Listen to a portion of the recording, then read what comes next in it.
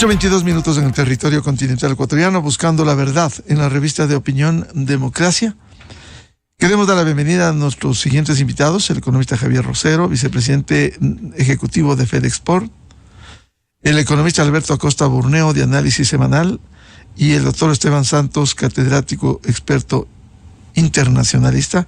Les invitamos para hacer una lectura del significado del último fallo de la Corte Constitucional respecto del acuerdo comercial entre Ecuador y Costa Rica. La observación de la Corte pide al Ejecutivo que subsane ciertos artículos contrarios a la Constitución, según el argumento, sobre todo en el tema de protección de inversiones. Sin embargo, es diferente que como nos ilustraban hace pocos minutos dos distinguidos constitucionalistas, el doctor Hernán Salgado Pesantes y el doctor José Chalco. No es lo mismo subsanar un acuerdo interno que subsanar un acuerdo comercial con otro país. No es cuestión solo del Ecuador. Además, la Corte declara inconstitucional la posibilidad de someter a arbitraje las controversias derivadas de acuerdos por incurrir en la prohibición establecida en el artículo 422. ¿Qué dice el artículo 422? Que es bueno señalarlo, de la Constitución. Dice, segundo inciso: se exceptúan los tratados o instrumentos internacionales que establezcan la solución de controversias entre estados y ciudadanos en Latinoamérica por instancias arbitrales regionales o por órganos jurisdiccionales de designación de los países signatarios. Sería bueno conocer que la Corte diga, a veces hablar desde la teoría es fácil, dónde está, así como existe el CIADI, en América Latina, el Centro de Instancias Arbitrales Regionales, que lo digan. Por tanto, esto no es tan simple. Quiero empezar este análisis con el economista Javier Rosero. ¿Cómo han recibido desde el sector exportador, desde el sector productor, este dictamen de la Corte Constitucional? Buen día. Miguel, muy buenos días. Un gusto participar junto con Alberto y junto con Esteban. Lamentablemente, es un escenario que nos convoca ante una decisión que, en nuestra opinión, ya hemos extendido un comunicado ayer a la opinión pública, impide el crecimiento de las exportaciones y definitivamente no favorece las posibilidades del país de captar inversiones en este momento. Y me voy a explicar por qué. En este momento, el dictamen de la Corte Constitucional, si bien señala como constitucional en su integralidad o compatible con los preceptos constitucionales al acuerdo suscrito con Costa Rica, tiene observaciones específicas en alrededor de 6 artículos vinculadas al capítulo de inversiones. Y esto es una parte en donde, de acuerdo al artículo 422, se tienen que cumplir 3 condiciones fundamentales, pero una de ellas, y ahí es en donde entra la disputa conceptual, en principio, para la votación dividida, además, que tiene los jueces de la Corte Constitucional, se cede jurisdicción a una instancia de arbitraje internacional, pero además desconociendo que la propia Constitución ya establece la posibilidad, Miguel, de que podamos tener una instancia de arbitraje como un medio de solución de controversias, más aún cuando en esta ocasión está incorporado dentro de un acuerdo comercial entre Estado y Estado. Ahora bien, dentro de eso hay 3 elementos importantes. El primero es uno de posicionamiento, porque nos llama poderosamente la atención el hecho de que esta votación dividida de 5 a 4 da cuenta de que no existe una claridad unísona respecto a la interpretación que se puede dar al artículo 422 aplicado al acuerdo comercial. Tanto es así, Miguel, que en los votos salvados de los jueces y las juezas ponentes de la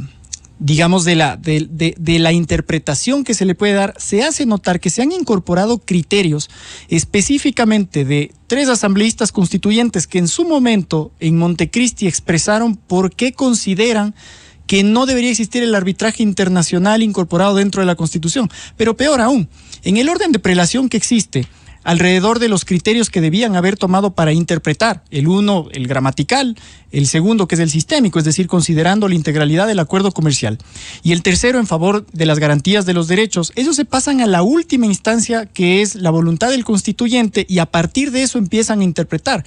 Entonces, claramente nos llama la atención, considerando que desde la sociedad civil organizada, particularmente como federación, junto con otras cámaras de producción, planteamos varios amicus curiae, en donde establecíamos la viabilidad no solo jurídica y técnica, sino la importancia que tiene para el país. Y ahí va el segundo punto, Miguel: estratégica que tiene la agenda comercial por el rezago que venimos arrastrando durante más de 15, 20 años atrás, y que nos están dejando de lado respecto a nuestros competidores a nivel internacional. Pero más aún, siendo un socio comercial en Latinoamérica, con el cual las únicas posibilidades que tendríamos es de expandir aún más la oferta exportable que tiene el país, considerando que más del 50% de lo que le exportamos a Costa Rica es manufactura, es agroindustria, y hay posibilidades de complementarse en servicios, en avanzada, en nueva tecnología, no ha sido considerado dentro de los beneficios que la Corte Constitucional tendría que haber involucrado dentro de su análisis, entendiendo además que en este momento hay algo que nos convoca, que es un sentido de urgencia, Miguel. Y ese sentido de urgencia, entendiendo que el empleo en este momento es lo que se tiene que precautelar, y nada de eso ha sido incorporado dentro de los análisis. Además, entendiendo que la Corte Constitucional hace algunos años atrás tuvo la posibilidad, y esto lo dejamos claramente escrito ante la opinión pública, tuvo la posibilidad de dar su interpretación del artículo 422 para evitar justamente que el Ecuador tenga que llegar a esta instancia en la que se va a tener que replantear esta subsanación de la que habla la Corte Constitucional con la contraparte internacional. Usted bien lo decía en la introducción, esto no solamente significa tener que ponernos de acuerdo al interno del país, sino que sentarnos de vuelta en la mesa de negociación para subsanar esos artículos en específico. Pero eso además, más allá de que el gobierno lo pueda hacer o no, le hace perder seriedad a la imagen del país. ¿Cuál es la posibilidad que tenemos nosotros como empresarios y exportadores de poder vender un proyecto país, un proyecto de inversión, de atracción y de captación de nuevas inversiones para poder ampliar la capacidad productiva y generar más escala, si es que tenemos de por medio un fallo de la Corte Constitucional que da cuenta de que no se quiso pronunciar en su momento, pero que además, ahora que tiene la posibilidad de hacerlo, lo hace sobre la base de criterios que no necesariamente atienden la lógica estricta en lo jurídico, y que además se apega en extremo a una visión más ideologizada, Miguel? Bienvenido al economista Alberto Acosta Burneo, de Análisis Semanal. Economista Acosta, ¿cómo calificaría usted este dictamen de la Corte Constitucional con algunas circunstancias en donde hay un centro de solución de controversias en América Latina, argumentando desde la Corte Constitucional que por ello tiene que subsanarse, y además, como hay dos partes, dos países, Ecuador y Costa Rica, ¿cómo se subsana con Costa Rica luego de que se firmara ya el acuerdo? Buen día. Muy buenos días, un gusto estar con ustedes. A ver, lo primero que creo que esta decisión de la Corte al final del día nos recuerda un tema de fondo, y es los problemas y las trabas que nos pone la Constitución de 2008 para la generación de bienestar. El problema es la Constitución de 2008, eso hay que estar muy claros. Y el punto de partida es esos prejuicios que inspiraron esa Constitución de 2008, cuando decían es que cuando el Ecuador va a los arbitrajes internacionales pierde. Entonces, la solución es que no vaya a los arbitrajes internacionales. Es la solución equivocada. La solución es que el Ecuador respete los contratos, que es muy distinto. Para que no ser condenados en una justicia independiente, no hay que cometer el delito. Pero en esa visión tan politizada, que eso es lo que recoge al final del día esa Constitución, es una colección de visiones y de prejuicios ideológicos, lo que hace al final del día, es decir, la solución es que no vaya a esos centros de arbitraje. Pero con eso nos están haciendo un daño enorme al país, porque lo que se quiere es denegar a los inversionistas internacionales el acceso a una justicia independiente. Lo que busca esa Constitución es que los inversionistas internacionales se vean obligados a ir a la justicia ecuatoriana, una justicia en la que ni los mismos ecuatorianos creemos, pero queremos que los internacionales sí crean en nuestra justicia, una justicia a la que los gobiernos y los presidentes, sin ningún empacho, dicen que le quieren meter la mano, y lo dicen públicamente, así hay que recordar, porque aquí no es que se supone o que eso sucede, no, lo dicen abiertamente, le voy a meter la mano a la justicia. Entonces, al denegar acceso a la justicia de un tercero independiente, imparcial, lo que estamos haciendo realmente es bloqueando la inversión, lo cual es consistente también con otros prejuicios ideológicos que también están en esa constitución, como es el pensar que la inversión extranjera no siempre es beneficiosa. Ese es otro de los prejuicios que están presentes. Quieren limitar la inversión extranjera porque creen que la inversión extranjera viene a llevarse nuestra riqueza. Es una visión mercantilista que en economía se superó hace más de 200, 300 años. Pensar que vienen aquí a llevarse nuestros recursos, cuando lo que están haciendo es generando una riqueza que no existía. Pero ese es el problema de fondo en esta constitución, y eso es lo que nos crea todos estos problemas posteriores. La eliminación de los tratados bilaterales de protección de inversiones, que es precisamente para darle una protección a esas inversiones, porque ningún inversionista va a ir a arriesgar sus capitales en un país de alto riesgo, en donde además se le prohíbe acceder a un tercero imparcial para poder solucionar discrepancias. Por otro lado, la Corte y la actitud de la Corte recientemente, yo creo que también es muy cuestionable la actitud de la Corte. Ha decidido asumir un rol político, meterse a calificar la urgencia económica, y según la visión de la Corte nos crean una nueva definición. Lo urgente es lo que tiene efecto inmediato. Entonces, de esa manera, lo importante nunca es urgente. Y lo importante no hay que hacer lo urgente nada más. Entonces, según la Corte, generar empleo no es urgente, es decir, ley de zonas francas no fue urgente. Enfrentar el niño no es urgente. La ley de quiebras tampoco, o sea, se aprobó porque no era urgente. Hay otras observaciones ya legales, que eso es otro tema, pero en el tema de la calificación de urgente, dijo no es urgente. Alivio financiero, la ley para los créditos educativos, no es urgente tampoco. Más inversión, no es urgente. El tratado de firma de acuerdo comercial tampoco. Entonces, al final del día estamos en un país en donde nada es urgente según esta Corte Constitucional. Yo sí veo con mucha preocupación porque al final del día, sí, el acuerdo con Costa Rica es un acuerdo pequeño, en donde no están involucrados grandes capitales. Pero, por ejemplo, ¿qué va a suceder el día que tratemos de llegar a un acuerdo con Canadá, en donde de por medio están multimillonarias inversiones? Al final del día, estas trabas constitucionales basadas en prejuicios ideológicos van a limitar significativamente, como ya están limitando en este momento, el potencial de crecimiento, porque estemos claros, sin inversión no hay crecimiento, sin inversión no hay empleo, no hay bienestar, y la inversión tiene que venir del exterior, porque los capitales que tiene un país subdesarrollado, por definición, el ser un país subdesarrollado implica que tenemos pocos capitales. Entonces, la única manera de acelerar el crecimiento es haciendo que vengan esos capitales que están en abundancia en el mundo desarrollado. Y eso es algo que esta Constitución lamentablemente lo impide. Bienvenido al doctor Esteban Santos, jurista internacionalista y académico. ¿Qué mensaje estamos enviando al exterior cuando la Corte Constitucional pide que se subsanen ciertos artículos al gobierno ecuatoriano cuando hay una contraparte como Costa Rica? Y como bien nos han explicado el economista Alberto Acosta y el economista Javier Rosero. Muy buen día, Esteban. Estimado Miguel, un placer, y mi saludo a Javier y Alberto también. Empecemos por el último, y me voy a permitir dar una breve reseña histórica para que se termine de entender cómo es que hemos llegado a este punto.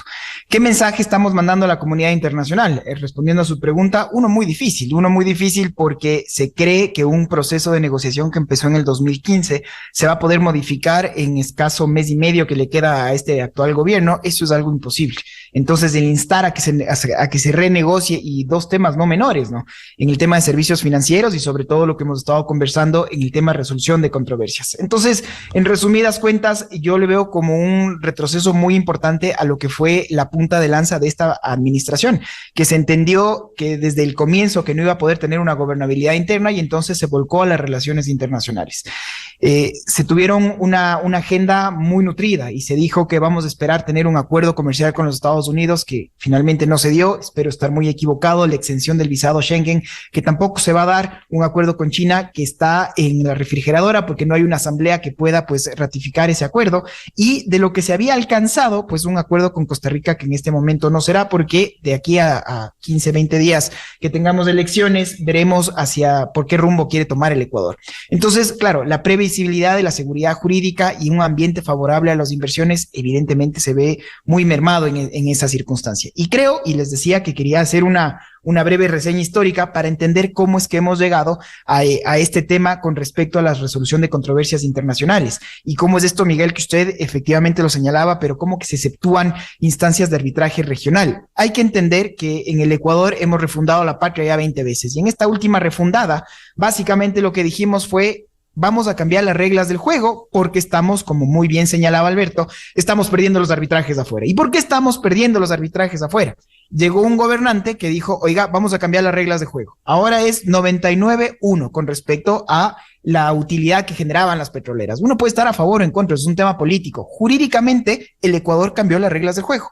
Y entonces, si les gusta bien y si no, se van. ¿Qué hicieron las inversionistas? La gran cantidad de petroleras, usted mencionaba a Occidental, pero ahí está Perenco, ahí está, podemos sentarnos a hablar de Murphy y de muchísimos otros casos. ¿Y se fueron a dónde? Se fueron a una resolución de controversias internacionales, porque, y aquí hay que entenderlo, hay dos formas de poder acceder a un arbitraje internacional. Justo estaba conversando antes de iniciar este debate con otro gran colega, un internacionalista a quien respeto mucho, que es el doctor Sebastián Espinosa, y le mando un abrazo. Y él justamente me decía: oye, hay que aclarar este punto, porque tal vez no en el imaginario colectivo está el que el Ecuador nunca más puede volver a un arbitraje internacional, y eso no es cierto. Entonces les decía, hay dos formas de poder iniciar una controversia o pactar cláusulas de arbitraje internacional. La primera es en base a un contrato. A y B suscriben un contrato y decimos: esta va a ser nuestra resolución de controversias, y puede una de estas partes ser un Estado. Sí. Y la otra es a través de un TBI, un tratado bilateral de inversiones. ¿Qué pasó en su momento? Que las inversionistas, las petroleras, tenían contratos con el Estado que decían que en caso de controversias nos íbamos a un contencioso administrativo. Pues bien, ninguna de las inversionistas hicieron eso y se auparon en el Tratado Bilateral de Inversiones, en este caso Estados Unidos-Ecuador, que sometía las famosas controversias al CIADI. Y entonces empezó el lado político, no jurídico. Es que es un órgano adscrito al Banco Mundial, que esto no nos gusta, no queremos, entonces lo denunciamos y nos vamos. No es así de fácil. Tienen cláusulas de excepcionalidad en donde se demora mucho tiempo para que un Estado pueda efectivamente salirse del sistema, precisamente por eso, para dar seguridad y no el momento que no me gustó, me salgo y usted ya no me puede juzgar. Bueno, pasaron los años y el Ecuador cambia la constitución y dice lo que usted estaba diciendo, Miguel: se exceptúan los arbitrajes regionales. ¿Pero por qué se dice eso? Porque la visión en ese momento era la UNASUR, y entonces todas las controversias tienen que ser a través de UNASUR, y se deja de lado, en mi criterio, un elefante blanco gigantesco. ¿De dónde vienen las inversiones principalmente al Ecuador? Vienen efectivamente de Perú, de Bolivia, o de cualquier país que era miembro de la Unión de Naciones del Sur, de la extinta ya Unión de Naciones del Sur, o vienen todavía de la China, de la Unión Europea, de los Estados Unidos. Y si es que estas inversionistas de estos países estaban excluidos, pues entonces, ¿de qué nos servía? Bueno, acabo rápido la historia. Entonces, el Ecuador era soberano porque el precio del petróleo estábamos a $120. Entonces nos permitió expulsar a la embajadora norteamericana, nos permitió expulsar al representante del BID y todos los bilaterales, porque el principio era que somos soberanos y no vamos a aceptar esta intromisión en asuntos internos. Perfecto, funciona muy bien. ¿Y qué es lo que hizo el gobierno de turno? Creó tal masa burocrática que yo siempre lo pongo como ya anécdota, pero llegamos a tener ministerios que controlaban ministerios. A ese punto estábamos. Bueno, cae el precio de los commodities, cae el precio del crudo, y entonces necesitábamos nuevamente una fuente de financiamiento. Ya no estaban los Estados Unidos, ya no estaban los multilaterales. Y entonces, ¿quién nos va a prestar dinero? Obviamente, al único que pudimos acudir fue a la China. ¿Y usted cree, Miguel y amigos, que la China iba a aceptar una cláusula de solución de controversias en donde nos sometíamos a la ley ecuatoriana, a hablar español y un contencioso administrativo? Es que el chiste se cuenta solo. Y entonces, ¿qué pasó en ese momento? Que vamos a tener una interpretación del artículo 190, que es el que nos permite y habla de los métodos alternativos de solución de controversias. Y entonces, ¿de qué se dijo ahí? El procurador en ese entonces dijo, bueno, no, sí se puede. Y que no me dejen mentir, lo digo aquí públicamente, ¿se pactaron o no se pactaron cláusulas de arbitraje internacional que nos remitía a la Cámara de Comercio Internacional de Shanghái? Y la respuesta es que sí. Entonces yo creo que aquí había una oportunidad de oro, en donde la Corte podía justamente terminar de marcar un trazado de cancha a este respecto. Pero solo para muy brevemente terminar de dejar sentado estas bases, el Ecuador también cambia la ley y en el artículo 190 pone un caballo de Troya, porque el Ecuador ya había firmado muchos contratos donde había una cláusula arbitral. Y entonces la última parte, el último inciso del 190 dice que cuando es en contratación pública se puede proceder a un arbitraje en derecho siempre y cuando primero se cuente con un dictamen favorable al procurador. Y entonces, ¿en qué estábamos con esto? Claro, nace la controversia y vamos a tener un procurador que lo acepte, no lo aceptó, entonces el Estado no aceptó esa cláusula arbitral, era solo una invitación. Bueno, hasta ahí llegamos. Llega el gobierno del presidente Lasso y lo primero que hizo con muchos miembros de la actual Corte Constitucional actual, se regresa al CIADI y el debate era, oiga, pero las cosas en derecho se deshacen como se hacen, entonces tiene que pasar otra vez a la Asamblea y es la Asamblea la que tiene que volver a hablar sobre la constitucionalidad o sobre todo la legalidad de regresar al CIADI. Y la Corte dijo que no, y la Corte Constitucional dijo que no y regresamos al CIADI. Esta Corte, muchos de los jueces que estábamos en esta Corte dijeron sí, el Ecuador regresó a la Corte. Y ahora lo que estamos diciendo es que no, ya no se puede acceder a arbitraje a través de un tratado. Y concluyo, para no extenderme más en el tiempo, que efectivamente aquí estamos mandando un mensaje muy equivocado. Miren lo que pasa en la región. Yo lo he mencionado con usted, Miguel, muchas veces. ¿Por qué el Perú sigue creciendo? Y yo no creo que es gracias a su clase política, sino es a pesar de ella. Y en gran medida es por esta apertura que ha tenido a entender que su sistema judicial interno ha sido un fracaso, que los poderes de turno sí tienen una injerencia directa y que no va a haber nadie que invierta en un país si yo no doy un marco jurídico claro y responsable. Y por eso creo que el Perú es un gran ejemplo de un país que lamentablemente no logra concertar en una gobernabilidad interna, pero sigue creciendo gracias a estos acuerdos internacionales que permiten que sigan existiendo inversiones. Ese es el mensaje al Ecuador y pues ahora estaremos otra vez simplemente al status quo de saber qué va a pasar a partir del 20 de agosto, a sabiendas que este presidente no logró cumplir esta agenda por esta nueva traba. Vuelvo con el economista Javier Rosero. Dos cosas. Uno, se pregunta, siendo una votación dividida efectivamente, ¿qué evidencia lo que pudiera calificarse una posición política sesgada? Y por otro, la responsabilidad de los 4 jueces constitucionales. ¿Por qué no actuó oportunamente la Corte Constitucional? Por un lado y por otro, ¿cuánto afectaría a los mercados? Por pequeño que sea la relación con Costa Rica, han dicho ustedes, hay un mensaje que se envía al mercado internacional. ¿Cuánto puede afectar esta apertura a los mercados? Respecto a la primera pregunta, Miguel, hay un recurso de interpretación que fue sometido a la Corte Constitucional hace por lo menos 3-4 años atrás. Y esto podría haber evitado en su momento, y por eso es que consideramos inaceptable y prácticamente irresponsable que la Corte no haya definido cuáles eran esos límites y las condiciones sobre los cuales se podría haber entendido y sobre los cuales podríamos haber extendido una negociación en función del artículo 422. Hoy lo que va a ocurrir es que a partir de este fallo de la Corte, el gobierno tendrá que verse abocado a pedir un recurso aclaratorio, porque tal cual como está el fallo en este momento, tampoco termina definiendo cuáles son esos condicionantes y los límites del artículo 422 como para subsanar, para seguir los términos que ha dictaminado el fallo de mayoría. Pero por lo tanto, esto significa que ese sentido de oportunidad respecto a algo que es tan importante no tuvo acogida en su momento, y eso nos lleva a la situación actual en la que el país va a tener que desgastar un recurso dentro de no solamente su imagen, sino dentro del propio proceso de negociación, dilatando el avance de la agenda comercial. Y esto, lógicamente, va conectado con el segundo elemento, y ahí permítame rescatar una buena parte de lo que tanto Alberto como Esteban han señalado. En nuestra opinión, vamos a tener que ya modernizar la discusión jurídica, Miguel. El fortalecimiento de las instituciones, y particularmente en este caso de una institución que debe ser la guía y la lumbrera en el camino jurídico del país, tiene que pasar por esa modernización en la discusión de cuáles son los conceptos sobre una base razonable de lo que queremos para el país. No es posible, no es entendible que el país no esté de acuerdo en que podamos tener una justicia independiente para poder captar inversiones. Usted o yo, en nuestro sano juicio, no aceptaríamos firmar un contrato si es que sé que la contraparte va a poner de juez ante una solución de controversias a su tío, a su padre, a su mejor amigo. Vamos a necesitar un juez que sea independiente. Y me parece que las reglas que están trazadas sobre la justicia ecuatoriana, ¿quién confía en eso? Imagínese usted.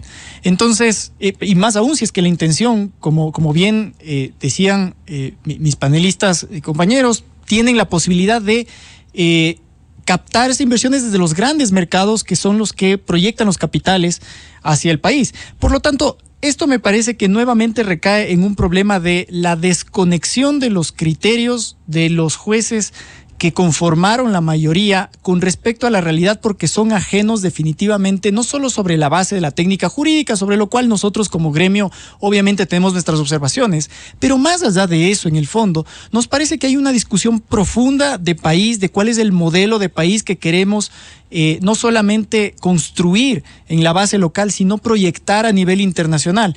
Y eso, desafortunadamente, impide que nosotros podamos ir a sentarnos en cualquier mesa de negociación con cualquier otro socio comercial y plantearle que quiero ser juez y parte en términos de una eventual diferencia que pueda surgir y que obviamente se trata de evitar, pero en el caso de que surja, dar la seguridad de lado y lado de que vamos a tener un árbitro independiente.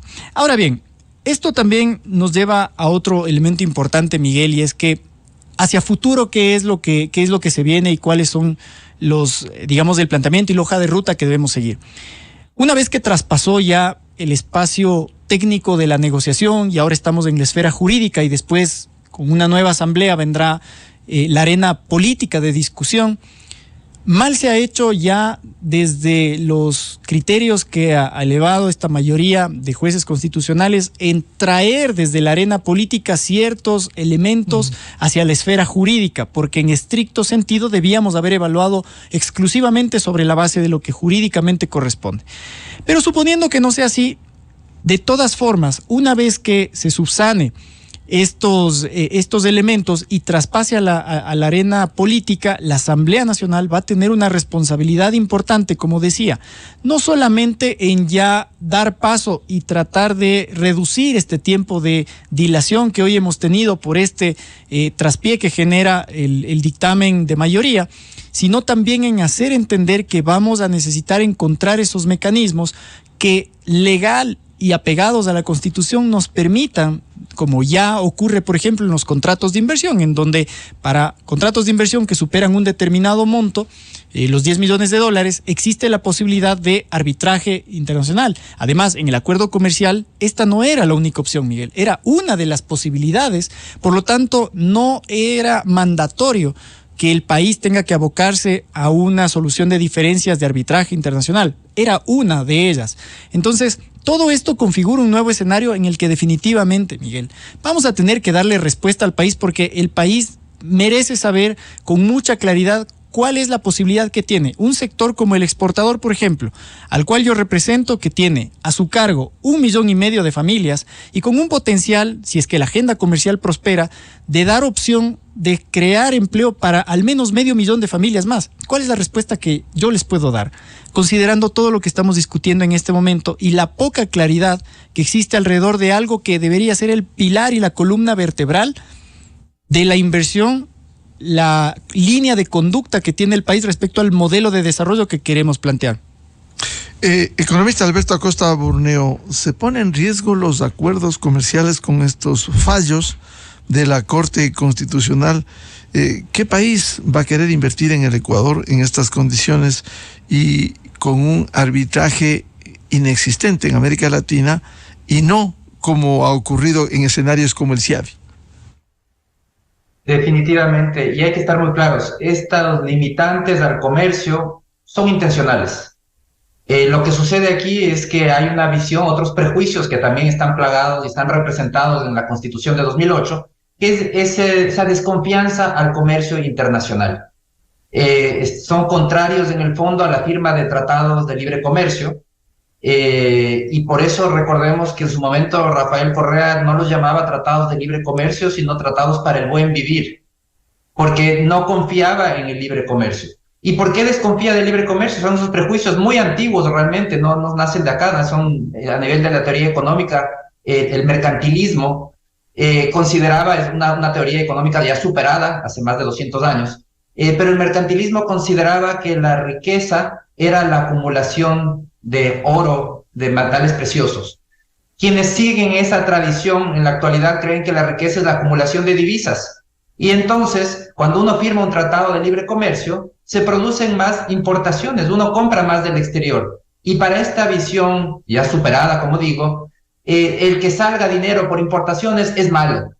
Entonces hay que tener mucho cuidado con los tratados de libre comercio. El comercio es aceptable para ellos solo si es que es un comercio administrado, solamente si es que ellos deciden qué enviar. Y el comercio ideal para ellos es un comercio en donde solo exportamos, donde no compramos nada del exterior o compramos lo mínimo indispensable.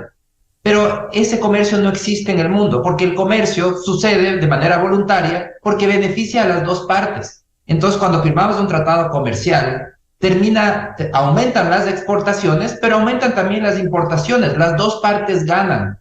No existe ese comercio de yo gano, tú pierdes. ¿Quién va a firmar un acuerdo comercial de esa manera, en el cual yo gano, tú pierdes? No, los acuerdos comerciales son yo gano, tú ganas. Por eso entramos voluntariamente a ese acuerdo comercial. Entonces, al final del día, esos prejuicios son los que están plasmados a lo largo de esta Constitución de 2008, y entonces es intencional estas limitaciones al comercio. Ya lo está diciendo incluso, veamos la nueva propuesta de la candidata al correísmo, Luisa González, que dice que va a impulsar nuevamente la sustitución de importaciones, y además nos dice, solo va a aceptar acuerdos comerciales para el buen vivir que partan de necesidades sociales. Es decir, claramente eso refleja esta visión que es el comercio es aceptable si es que es administrado, si es que es un comercio mucho más amplio no es bueno, porque en esta visión importar es malo. Es lamentable porque el país yo creo que debería copiar lo que ha funcionado en el mundo. ¿Cómo creen que se desarrolló el Asia? El Asia se desarrolló en base al comercio internacional. ¿Cómo se ha desarrollado el mundo en general? Los países que más éxito han tenido son aquellos que se han enfocado en encontrar los beneficios del comercio, en ampliar el comercio. Y el comercio, como digo, siempre es de doble vía. Con estas trabas que nos pone la Constitución de 2008 y que se ven reflejadas una y otra vez en decisiones como la de la Corte en este momento, se están limitando a la posibilidad de ampliar mercados. El Ecuador sigue condenado a la autarquía, a ser una economía pequeña, trabajando para un mercado minúsculo, apenas 17 millones de habitantes, no pudiendo beneficiarse de las economías de escala, de la especialización internacional, del avance tecnológico. Todo eso está fuera de la esfera del país. El país tiene que mirar para adentro y mantener su subdesarrollo de manera permanente. Y es lamentable porque vemos como otras regiones que sí miran hacia afuera, que miran hacia el exterior, como es el sudeste asiático, que antes eran mucho más pobres que América Latina, ahora nos han sobrepasado de largo y nosotros nos estamos quedando atrás. Economista Alberto Acosta, y no solo esto, quisiera citar el tema último esta semana, el caso 5123 sobre la explotación minera, que la Corte Constitucional decide que el tribunal de una sala de admisión decide suspender provisionalmente este decreto, con lo cual paraliza la inversión minera, atendiendo al señor Leonidas Issa y a otras organizaciones como Confenaye, la PUSE y la Fundación Pachamama. ¿En qué están abonando desde la Corte Constitucional? Estimado Miguel, aquí el problema es que no solo paralizan la actividad minera, paralizan todas las inversiones que requieren de una consulta ambiental. Y esto estamos hablando que es minería, es petróleo, es construcción. Si quiere hacer una obra, hay obras que requieren de una consulta ambiental, tampoco se pueden hacer. Es decir, paraliza la inversión de manera generalizada en infinidad de sectores. Entonces, realmente es preocupante que ese decreto que hizo el gobierno responde a una orden de la Corte Constitucional. Es la Corte Constitucional la que le ordenó que haga ese decreto. Hacen el decreto y ahora lo paralizan por un pedido de la CONAIE. En el fondo lo que busca la CONAIE es paralizar la actividad minera en general en el país, la actividad minera y petrolera. Su mundo ideal es ese mundo de la economía de la autosubsistencia en una pequeña parcela agrícola con técnicas de producción arcaicas. Pero la realidad es que con empujándonos hacia ese mundo, lo que están haciendo es limitando la capacidad de generar bienestar, están empobreciendo al país. Y ahí se suman también algunos grupos de ecologistas radicales que intencionalmente buscan ese empobrecimiento. De hecho, defienden la teoría del decrecimiento, que es esa teoría que lo que dice es que la única alternativa para salvar la naturaleza es empobrecer a la humanidad, lo cual es absolutamente falso, porque la realidad nos ha demostrado que más bien es el enriquecimiento de la humanidad el que ha permitido mejorar los estándares ambientales, y que es un falso dilema eso de o producir o cuidar la naturaleza. Lo que tenemos que escoger es las dos cosas a la vez. Tenemos que escoger producir y tenemos que escoger cuidar la naturaleza. Las dos cosas las podemos hacer a la vez y no caer en el engaño de ese falso dilema. Doctor Esteban Santos, ¿se ponen en riesgo los acuerdos comerciales con estos dictámenes de la Corte Constitucional? Se ponen en riesgo y sobre todo lo que estábamos buscando, ser un Estado previsible, ser un Estado que vuelva a ser atractivo para las inversiones. Yo creo que hay que regresar a ver nuevamente al concierto internacional. Nosotros competimos con nuestros vecinos, Colombia, Perú, el resto de la región. En su momento, recordemos por qué Colombia, Perú sí pueden tener esta exención del visado Schengen. Bueno, porque ellos negociaron en su momento un acuerdo comercial con el bloque europeo. El Ecuador en ese momento decía otra vez con este principio de la soberanía que no queremos y no vamos a firmar un acuerdo, un TLC se decía con la Unión Europea. 3 años después, nuestras exportaciones del banano casi se quedan afuera porque podemos decir que tenemos el mejor banano del mundo, pero si nuestro banano entra con un arancel al bloque europeo y el de nuestros vecinos no, está claro que nos íbamos a quedar fuera del mercado. ¿Y qué pasó 3 años después? Que lo que hicimos es firmar un acuerdo comercial con la Unión Europea. No, tuvimos que pedirle permiso a nuestros vecinos para que nos deje ser parte de su acuerdo. Y por eso es que técnicamente lo que el Ecuador firmó es el protocolo de adhesión al acuerdo multipartes firmado por Colombia, Perú y la Unión Europea. Bueno, este acuerdo decía y hablaba, por ejemplo, del tema de la exención del visado Schengen.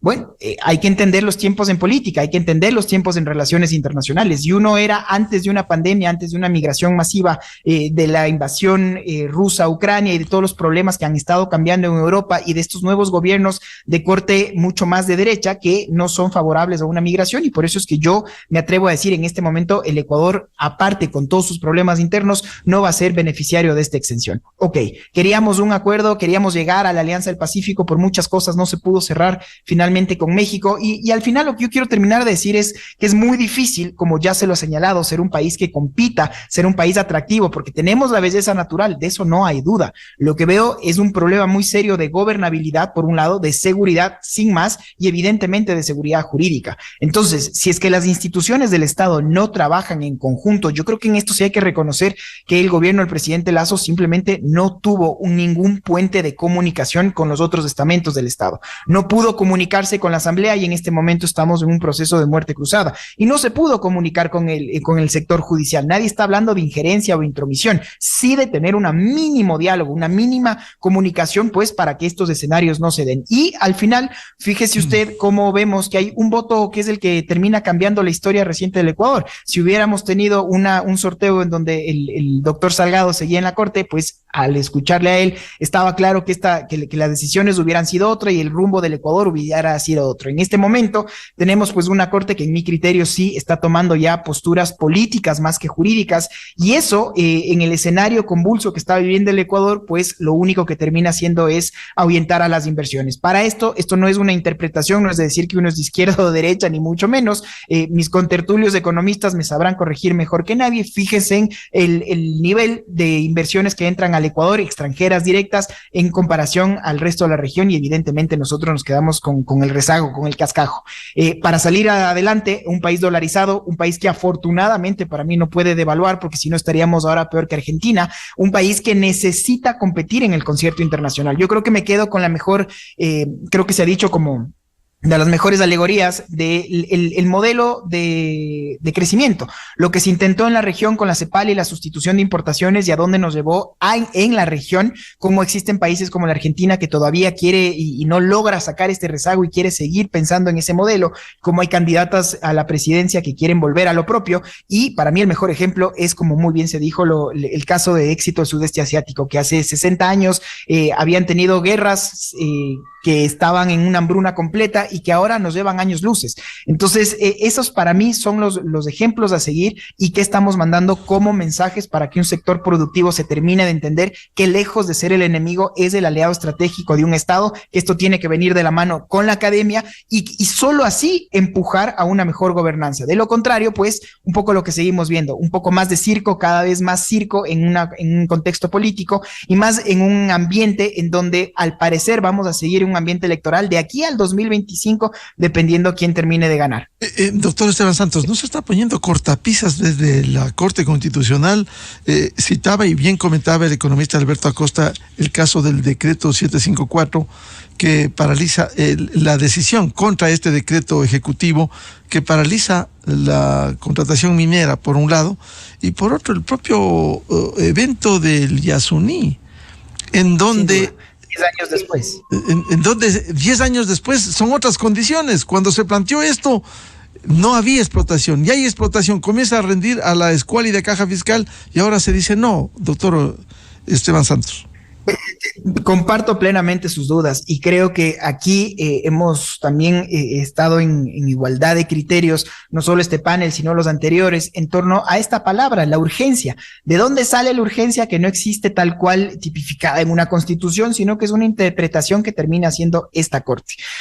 Lo que se intentó desde lo político en un momento decir, bueno, no hay gobernabilidad, vamos a hacer el extremo, pues, que es esta muerte cruzada. Bueno, nos guste o no nos guste, es el mecanismo que reza la Constitución de Montecristi, y la lógica era que había un ejecutivo que iba a poder intentar gobernar. Bueno, tampoco voy a hacer una apología a lo mal que está haciendo la Corte o lo bien que está haciendo el gobierno y viceversa. Lo que yo digo es que es muy lamentable el terminar de ver cómo hasta en esta última parte no hubieron ningún canal mínimo de comunicación, y quiénes son los que pagan las consecuencias, los ecuatorianos, que tenemos que estar aquí conversando de, oiga, no es una urgencia, entonces el tema educativo, las zonas francas, no es una urgencia. Ojalá no pueda, me parecería una locura que digamos que el tema del fenómeno del niño tampoco es una urgencia y que por lo tanto, ¿por qué no se lo hizo antes? En fin, que estemos entonces a lo que digan magistrados que deberían solo resolver en derecho. Hay una minoría que la rescato, pero que ya es una minoría. Hay unas voces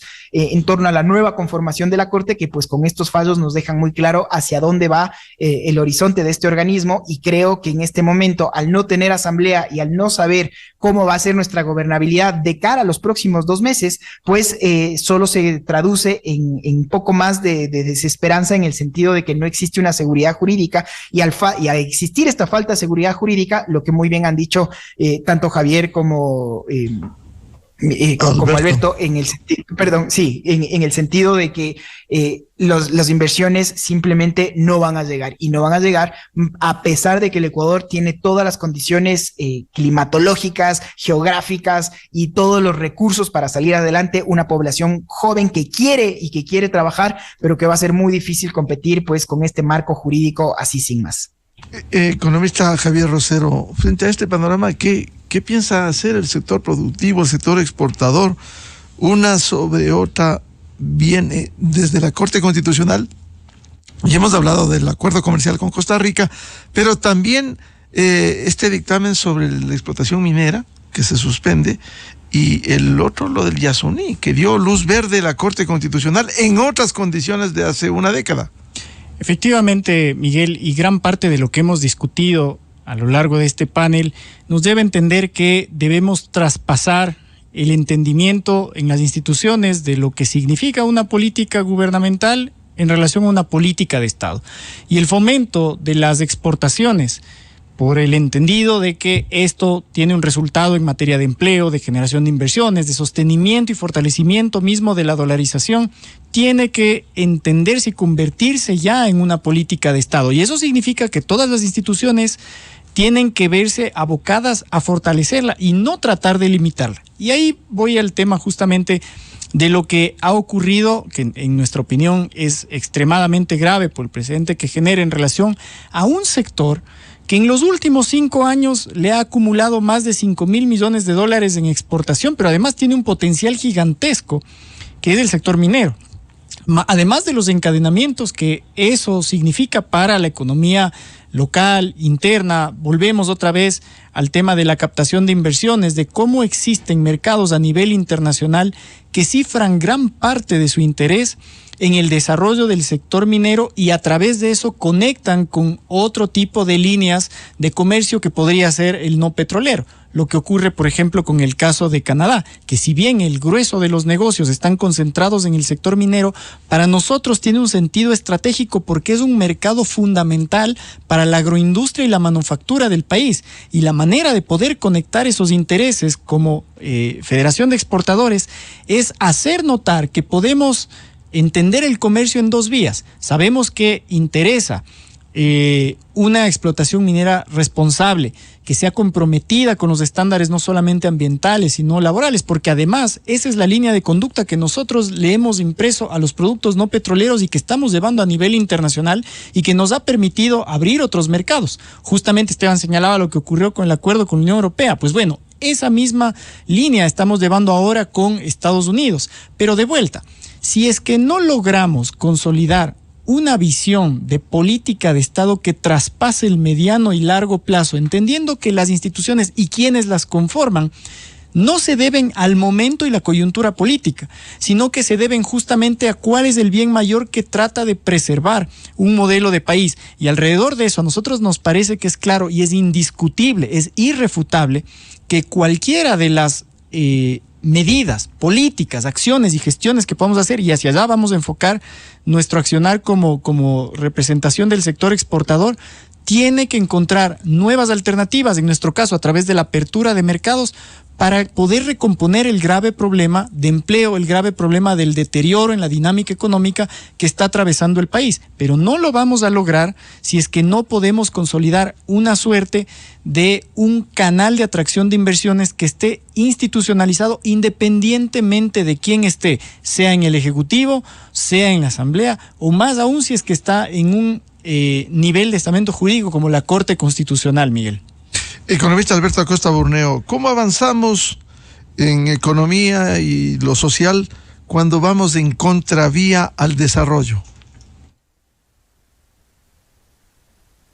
Definitivamente ese es el gran problema del país. Somos un país que somos pobres porque hemos decidido serlo, porque hacemos lo contrario de lo que hacen otros países en el mundo y que ha tenido éxito. Lo que ha funcionado en el mundo, en el Ecuador, decimos no, aquí no lo queremos aplicar, aquí vamos a hacer lo contrario.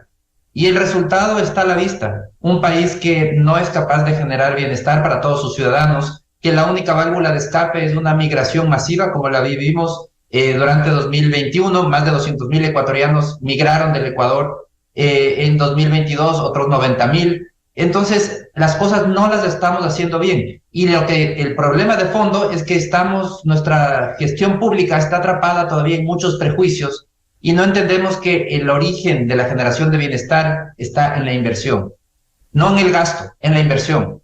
Y lamentablemente la inversión está trabada por la legislación como la que estamos hablando ahora, por la misma Constitución, está trabada por permisos ambientales que no se dan.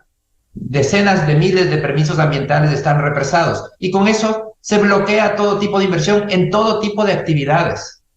Está trabada por prejuicios en contra de actividades como el petróleo y la minería, prejuicios que realmente dicen ser por motivaciones ecológicas, pero quienes defienden sostienen esos prejuicios consideran que, por ejemplo, hay que dejar de producir petróleo, pero sí hay que seguir importando combustibles. Sí hay que seguir regalando la gasolina y subsidiando los combustibles. Entonces realmente son unas incongruencias importantes. Entonces al final del día, mientras el país no logre dar la vuelta y liberarse de todos estos prejuicios, entender que la inversión es el corazón de la generación de bienestar, la inversión privada. Tiene que haber inversión pública también, pero la inversión pública por definición siempre va a ser limitada. En cambio, la inversión privada puede ser abundante y va a ser muy abundante siempre y cuando hagamos las cosas correctas, que el entorno jurídico sea atractivo y que además seamos competitivos.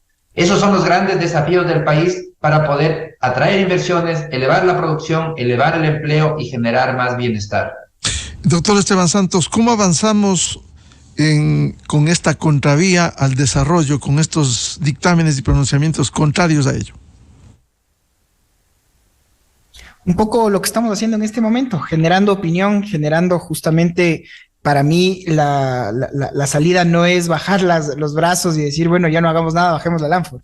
Yo siempre digo que para mí este es un trabajo en donde tiene que entrar los sectores productivos, tiene que entrar la academia y todos quienes queramos pues aportar un poco el grano a la conversación, generando estos debates y sobre todo entendiendo que más que hablar de izquierdas o derechas, vuelvo siempre a eso y a esto en el sentido de las elecciones que están ya a la puerta de la esquina, un poco preguntarnos muy seriamente qué están buscando o qué es lo que nos ofrecen estos candidatos. Hay 6 binomios que buscan un cambio constitucional. Realmente refundar la patria 22 veces es lo que necesitamos ahora, entendiendo que si es que es así, este presidente estaría en funciones solo un año y poco más, pues pasaría de campaña y en el 2025 otra vez tenemos elecciones legislativas. Pasaríamos entonces en un estado constante pues de propaganda y creo que el Ecuador no sostiene esa idea, no logramos entender que tenemos que resolver nuestros temas urgentes e inmediatos y eso más que una bandera política hay que entender los valores como país. Hay muchos ejemplos en la región de cómo países en su momento como España, siempre refiero a las negociaciones internacionales relevantes, los pactos de la Moncloa, como personas que piensan tan diferente porque uno no firma la paz, digo siempre con sus amigos, cómo lograron ponerse de acuerdo en una identidad país, de qué queremos de España de cara al futuro, como lo hicieron los chilenos con todos sus problemas también sociales, pero que no dejan de ser un referente en la región, como Panamá pasó en los 90 de ser un país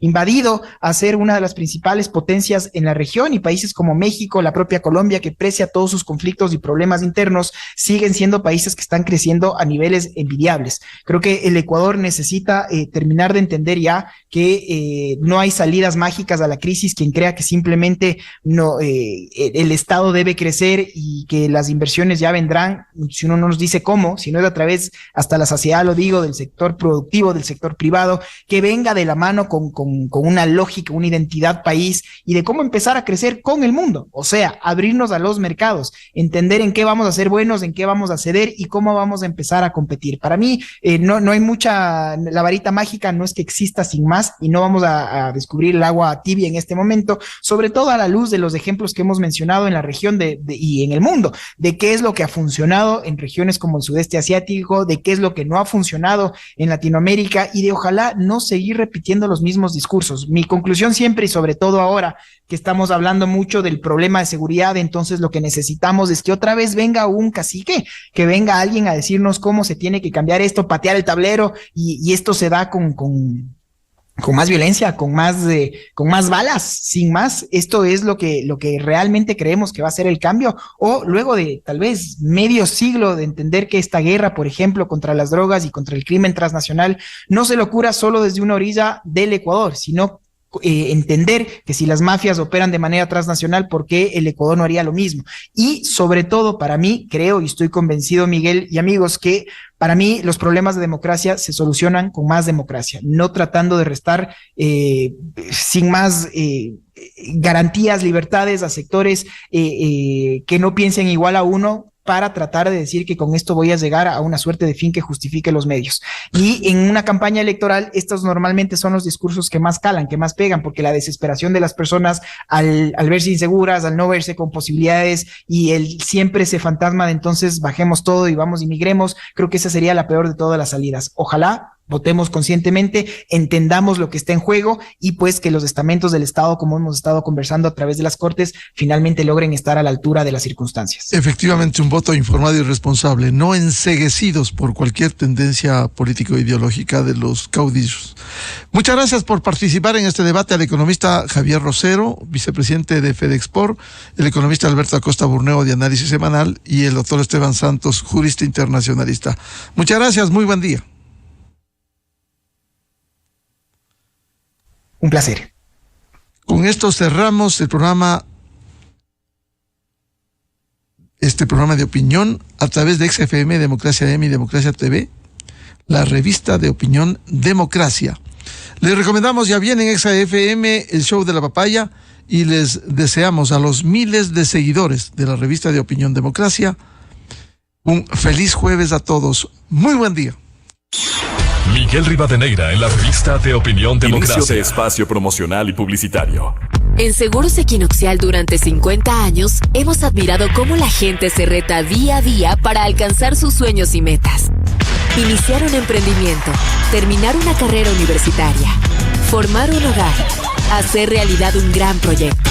En Seguros Equinoxial sabemos que todos los sueños son alcanzables. Por eso te brindamos respaldo integral para proteger todo lo que te propones. Seguros Equinoxial, 50 años, ve por lo tuyo. ¿Sabes qué hace tan flexible al nuevo ahorro flexible? Que tus ahorros ganan el 5% de interés desde el primer día. Tienes la libertad de retirar tu dinero cuando quieras, sin penalizaciones. Planifica tu futuro como quieras con el nuevo ahorro flexible, tan flexible como lo necesitas, con la confianza de Banco Pichincha. Actívalo desde pichincha.com o en nuestras agencias.